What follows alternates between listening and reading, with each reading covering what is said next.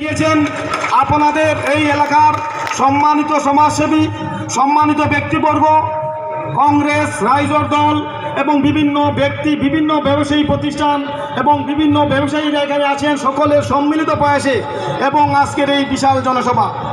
বন্ধুগণ, 2026 সালের এই নির্বাচন গণতন্ত্র রক্ষার নির্বাচন। বন্ধুগণ, AIDF এর বিধায়করা বলে থাকেন বা বিজেপির বিধায়ক মন্ত্রীরা বলে থাকেন যে কংগ্রেসের কোনো নেতৃত্ব নেই, কংগ্রেসের কোনো নেতা নেই, কোনো বিধায়ক নেই। তাদের কথা একদিকে সত্য, কারণ 2014 সালে আমাদের যখন লোকসভা নির্বাচন হয়েছিল, সেই নির্বাচনে আমাদের করিমগঞ্জ লোকসভা আসনের 8টি বিধানসভা সমষ্টিতে কংগ্রেসের বিধায়করা ছিলেন।